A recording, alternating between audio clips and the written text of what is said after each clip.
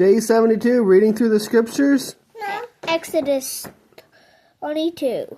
Exodus 22 is our first chapter. Okay. Now, when a man steals an ox or a sheep and shall slaughter it or sell it, he repays 5 cattle for an ox and 4 sheep for a sheep.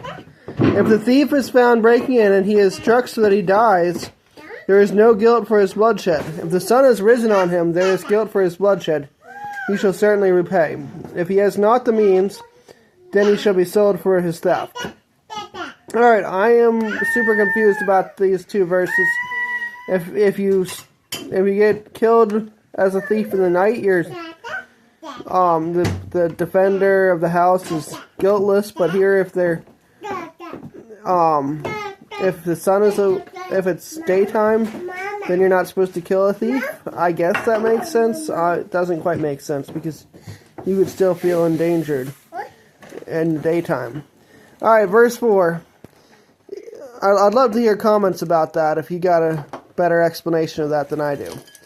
Verse 4. If the theft is indeed found alive in his hand, whether it is an ox or donkey or sheep, he repays double. When a man lets a field or vineyard be grazed bare, and lets loose his livestock and it feeds in another man's field, he repays from the best of his own field and the best of his own vineyard. When fire breaks out and spreads to thorn bushes, so that stacked grain or standing grain, or the fire or the field is consumed, he who is kindled shall certainly repay. When a man gives silver or goods to his neighbor to guard, and it is stolen out of the man's house, if the thief is found, he repays double. If the thief is not found, then the master of the house shall be brought before Elohim to see whether he has put his hand into his neighbor's goods. For every matter of transgression, for ox, for donkey, for sheep, for garment, or for whatever is lost which another claims to be his, let the matter of them both come before Elohim. And whomever Elohim declares wrong repays double to his neighbor. When a man gives to his neighbor a donkey or ox or sheep or any beast to watch over and it dies, or is injured or is driven away while no one is looking, let an oath of Yahweh be between them both, that he has not put his hand into his neighbor's goods. And the owner of it shall accept that, and he does not repay. But if it is indeed stolen from him, he repays it to its owner. If it is torn to pieces, then let him bring it for evidence. He does not repay what was torn. And when a man borrows from his neighbor, and it is injured or dies, while the owner of it is not present, he shall certainly repay. But if the owner was with it, he does not repay. If it was hired, he is entitled to the hire. And when a man entices a maiden who is not engaged and lies with her, he shall certainly pay the bride price for her to be his wife. If her father absolutely refuses to give her to him, he pays according to the bride price of maidens. Do not allow a practicer of witchcraft to live. Anyone lying with a beast shall certainly be put to death. He who slaughters to an Elohim, except to Yahweh only, is put under the ban. Do not tread down a sojourner or oppress him, for you are sojourners in the land of Mitzrayim. Do not afflict any widow or fatherless child. If you do afflict them at all, if they cry out to me at all, I shall certainly hear their cry, and my wrath shall burn, and I shall kill you with the sword, and your wives shall be widows, and your children fatherless. If you do lend silver to any of my people, the poor among you, you are not to be like one that lends on interest to him. Do not lay interest on him. If you take your neighbor's garment as a pledge at all, you are to return it to him before the sun goes down. For that is his only covering, it is his garment for his skin. What does he sleep in it? And it shall be that when he cries to me, I shall hear, for I show favor. Do not revile an Elohim, nor curse the ruler of your people. I think Elohim here means mighty one, so king or judge, ruler of the people. Tell me in the comments if you got a different opinion on that verse. 29. And do not delay giving your harvest and your vintage. Give me the firstborn of your sons. Likewise you are to do with your oxen, with your sheep. That is to be with its mother 7 days. On the 8th day you give it to me. And you are to set apart men to me, and you do not eat any meat which is torn to pieces in the field. You throw it to the dogs.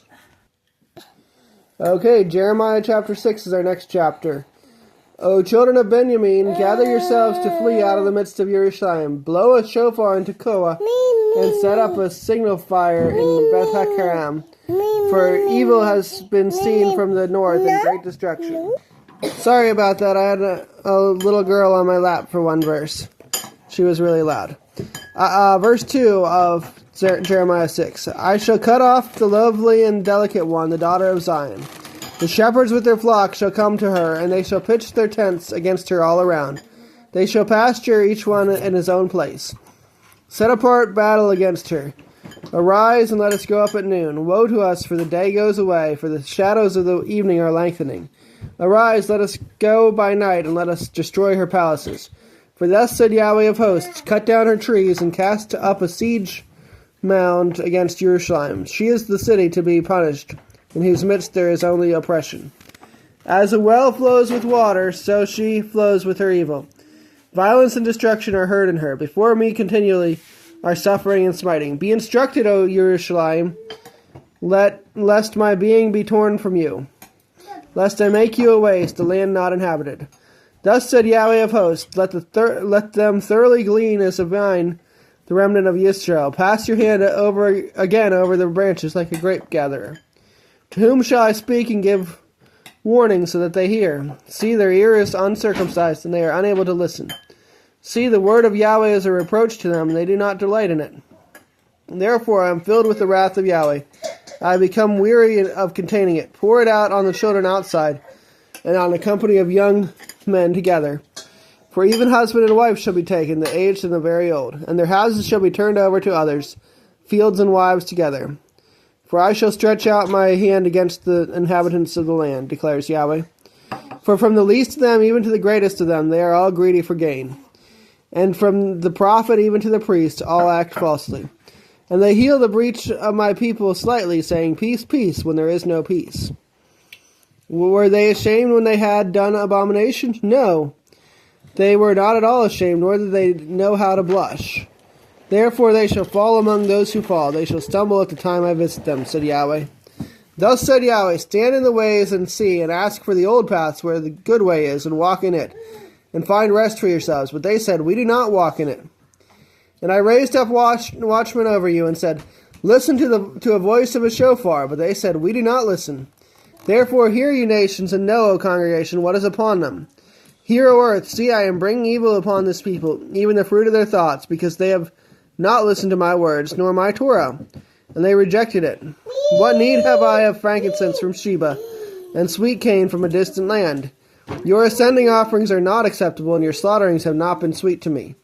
Therefore thus said Yahweh, see, I am laying stumbling blocks before this people, and the fathers and the sons together shall stumble on them. The neighbor and his friend shall perish. Thus said Yahweh, see, a people shall come from the land of the north, and a great nation is stirred up from the farthest parts of the earth. They strengthen their bow and spear. They are cruel and have no compassion. Their voice roars like the sea. And they ride on horses set in array as a man for battle against you, O daughter of Zion. We have heard the report of it. Our hands grow weak. Distress has taken hold of us, pain as of a woman in labor. Do not go out into the field, nor walk by the way. Because of the sword of the enemy, fear is on every side. O daughter of my people, gird on sackcloth and roll about in ashes. Make mourning as for an only son, most bitter lamentation, because suddenly the ravager shall come upon us. I have made you a trier and a stronghold among my people, so that you know and shall try their way. All of them are rebels of rebels, walking as slanderers. They are bronze and iron, all of them are corrupters. Their bellows have burned, their lead has been consumed by fire. The refiner has refined in vain, for those who are evil have not been separated. They shall call them rejected silver, because Yahweh has rejected them. Psalm 72. O Elohim, give the sovereign your right rulings, and your righteousness to the son of a sovereign. Let him rule your people with righteousness, and your poor with right ruling. Let the mountains bring peace to the people, and the hills by righteousness. Let him rule the poor of the people, save the children of the needy, and crush the oppressor. Let them fear you with the sun, shining in before the moon in all generations. Let him come down like rain upon the mown grass, like showers watering the earth. Let the righteous flourish in his days with plenty of peace, till the moon is no more. Let him rule from sea to sea, and from the river to the ends of the earth. Let those dwelling in the desert bow before him, and his enemies lick the dust. Let the sovereigns of Tarshish and of the isles bring presents. The sovereigns of Sheba and Seba offer gifts. Let all sovereigns bow down before him, All nations serve him. For he delivers the needy when he cries, and the poor who has no helper. He spares the poor and needy, and he saves the lives of the needy. He redeems their life from oppression and from violence, and their blood is precious in his eyes. And he shall live, and the gold of Sheba be given to him, and prayer be made for him continually. Let him be blessed all day long. Let there be plenty of grain in the earth, on the top of the mountains. Let its fruit wave like Lebanon, and those of the city flourish like grass of the earth. Let his name be forever, his name continue before the sun. And let them bless themselves in him. Let all nations call him blessed. Blessed be Yahweh Elohim, Elohim of Israel. He alone is doing wonders, and blessed be his esteemed name forever. And let all the earth be filled with his esteem. Amen and amen. The prayers of David, the son of Yishai, are ended. Our last chapter today is John 4. So when the master knew that the Pharisees had heard that Yeshua made and immersed more taught ones than Yochanan, although Yeshua himself did not immerse but his taught ones, he left Yehuda and went away again to Galilee.